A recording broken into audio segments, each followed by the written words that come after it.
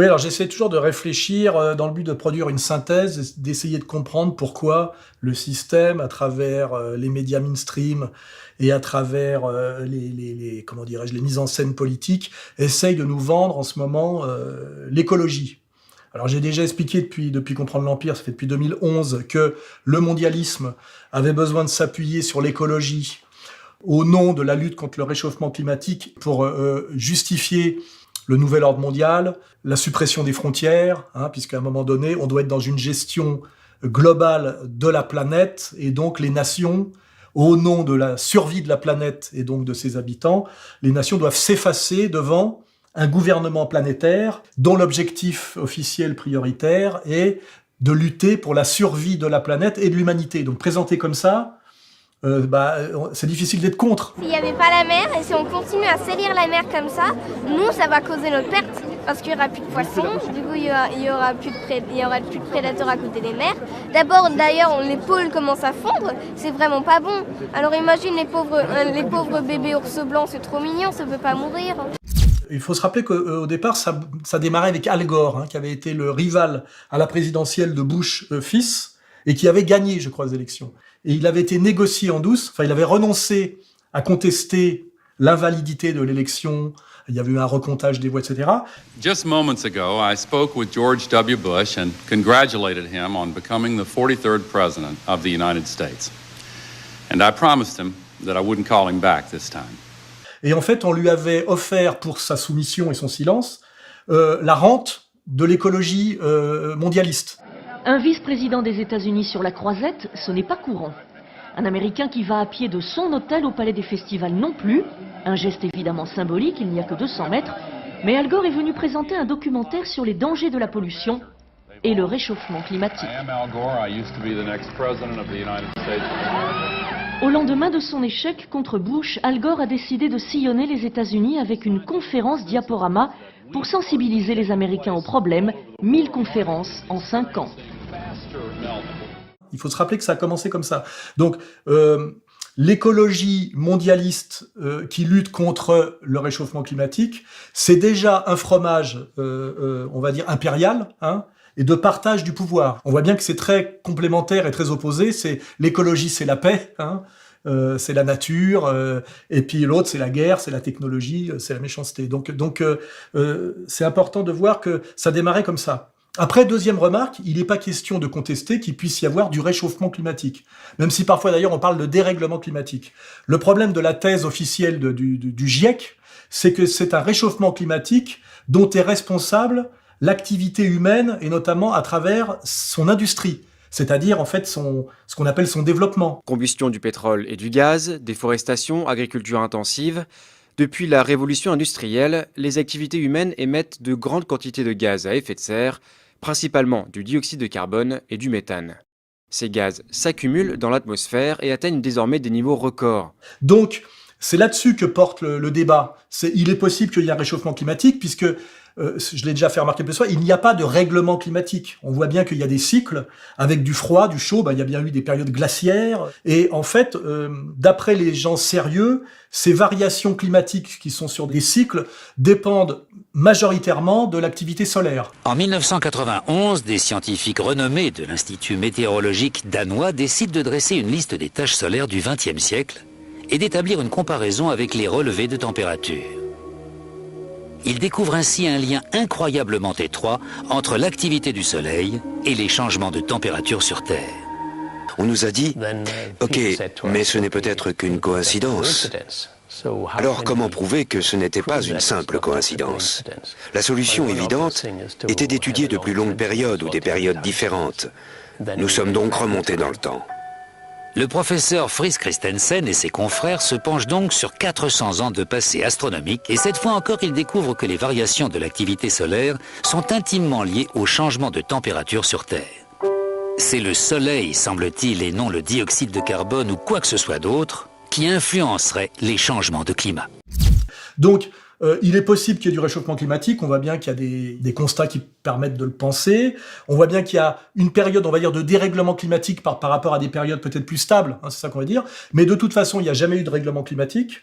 Le dérèglement climatique est comment dirais-je, la constante sur la longue durée, depuis la nuit des temps, et c'est vérifié par toute l'étude de ce qu'on appelle les âges et les ères, hein, et ça n'a pas de lien avec l'activité humaine, c'est ça l'idée. Ou alors un lien très très marginal. Il y a une figure dans le rapport du GIEC qui est la figure, je crois, 2,24. Cette figure nous montre quoi? Que la température n'a pas bougé depuis 20 ans. Non, elle a décru. Non, pas depuis 20 ans. Elle a décru avant, mais pas depuis 20 ans. Depuis 20 ans, elle n'a pas bougé. Or, dans cette période de 20 ans, a été envoyé dans l'atmosphère 40% de tout le CO2 émis depuis le début de l'ère industrielle au 19e siècle. Où est la relation de cause à effet? Et puis alors, à un moment donné, de penser que le CO2 égale, je sais pas quoi, l'empreinte carbone, machin, etc. Là, on tombe dans de la fiscalité, à la limite de l'escroquerie, sur l'air qu'on respire. Et qui permet aussi, on l'a dit, par ailleurs, une tentative de contrôle politique sur des pays dont on veut empêcher le développement. Ça peut être par exemple lié au développement chinois, etc., etc. Donc c'est un sujet, comme d'autres sujets d'ailleurs, bien pourri, bien manipulé politiquement, et qui s'appuie comme souvent sur comment dirais-je, une tendance générale, c'est que les gens sont inquiets, on va dire, de l'évolution assez froide de la société industrielle hyper-technicienne, et ont effectivement un désir un peu de retour à la nature. C'est lié aussi peut-être au décor suburbain, hein, tout ça. Donc c'est assez malin, voilà, hein, voilà. Alors après, quand j'ai mis ce préambule en place, on voit bien qu'il y a eu une grosse offensive récemment avec la petite Greta. You cannot solve a crisis without treating it as a crisis, without seeing the full picture. You cannot leave the responsibility to individuals, politicians, the market, or other parts of the world to take.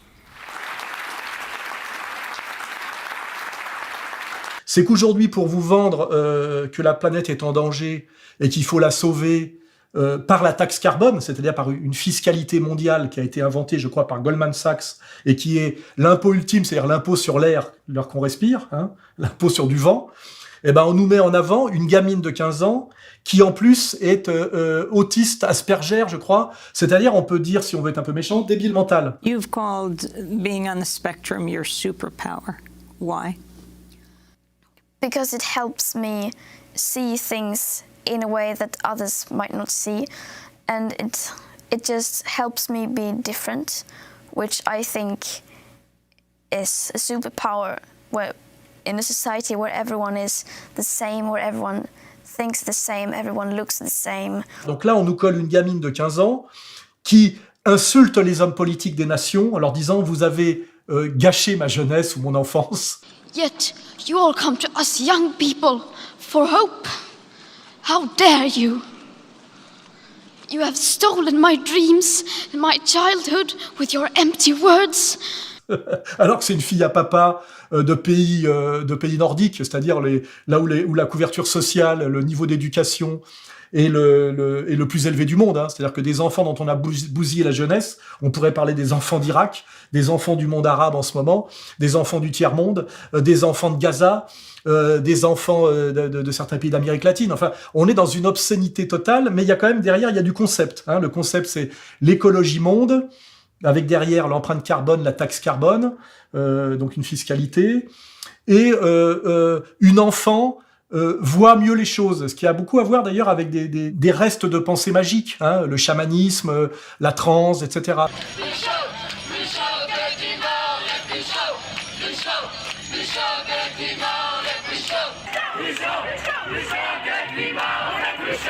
La jeunesse qui bouge, elle a raison.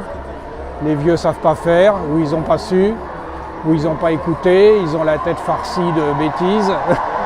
Et surtout, la réflexion que je pousse un peu plus loin, parce que j'essaie toujours de comprendre, c'est mon travail, je fais même pas exprès, mon cerveau travaille, c'est que tout ça, en ce moment, s'accouple sur quelque chose de très important, qui est le rebond, qui va être dramatique, de la crise de 2008. Je rappelle qu'il y a eu une énorme crise de 2008, à laquelle on n'a pas répondu par un reset et un retour à une économie productive saine, mais par une réinjection de faux argent, hein, et par la continuation de la même logique de la bulle. Et là, je pense qu'on arrive au bout du bout, qu'il faut bien comprendre que quand on met systématiquement de l'eau dans le vin, à la fin, il reste plus de vin. C'est-à-dire que c'est plus que de l'eau, quoi. Et donc, on a programmé un effondrement de la monnaie monde qui est le dollar. On a, à travers notamment les taux d'intérêt négatifs, le constat aujourd'hui d'une économie mondiale en contraction, C'est-à-dire que on est sorti totalement de la croissance et on est rentré dans la décroissance, d'où l'utilité de nous vendre de la décroissance comme choix politique écologique, alors que c'est en fait une fatalité de crise qui la renvoie plutôt à des analyses marxistes comme baisse tendancielle du taux de profit, problème de surproduction, etc.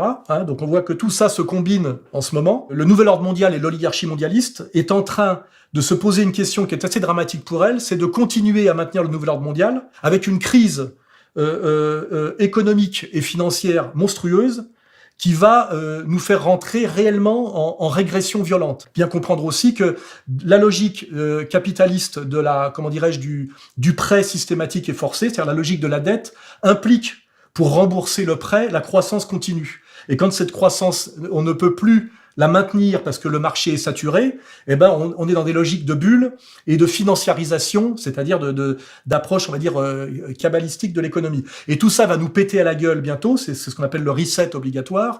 Alors on sait dans l'histoire du capitalisme que ça arrive régulièrement, c'est le principe des crises et des sorties de crise par quelque chose qu'on va peut-être se prendre dans la gueule bientôt, qui s'appelle la guerre, c'est-à-dire on casse tout pour pouvoir recommencer. Donc là on voit bien qu'on est de plus en plus dans une logique d'avant-guerre, sur deux critères, c'est-à-dire nous vendre la contraction de l'économie, la régression économique qui va produire une violence sociale très importante, disparition de l'État-providence, etc., nous le justifier par l'écologie, c'est-à-dire nous allons renoncer quelque part aux bienfaits de la croissance et nous allons rentrer volontairement en décroissance, et c'est là qu'on voit le lien entre la décroissance, d'ailleurs depuis le Club de Rome, et l'oligarchie mondialiste. Ils vont habiller d'écologie une régression sociale et économique violente qui ne peuvent plus maquiller et masquer. Et deuxièmement, comme ça va quand même créer de la colère populaire et de la violence, le deuxième volet, c'est il faut transformer cette colère en violence horizontale par, notamment, la continuation du choc de civilisation. On arrive à une étape supplémentaire avec la lutte contre l'islamisme, le terrorisme, où à la fois les mêmes maîtres du mondialisme remplissent notamment l'Europe occidentale en crise de migrants, c'est-à-dire d'Africains faméliques, et parmi eux d'islamistes, évidemment, pour que, au moment où la crise va vraiment nous exploser à la gueule, il puisse pas y avoir de solidarité populaire pour se révolter contre l'oligarchie mondialiste, c'est-à-dire de combat vertical, mais que tout ça se passe en guerre civile généralisée, qui était déjà d'ailleurs annoncée par Marx comme conséquence terminale du capitalisme, en guerre civile généralisée, entre communautés, et notamment communautés de souche et communautés d'halogènes, qu'on nous injecte de force tous les jours, avec en plus une dimension terroriste par l'islam radical. Bon là, c'est pareil, si je veux bien compléter. À tous ceux qui me reprochent d'avoir toujours des thunes en poche, à tous ceux qui sont dérangés par le charme de ma voix cassée, à ceux qui se chantent choqués par mes combines et mon passé, à ceux qui veulent me censurer par peur d'entendre la vérité,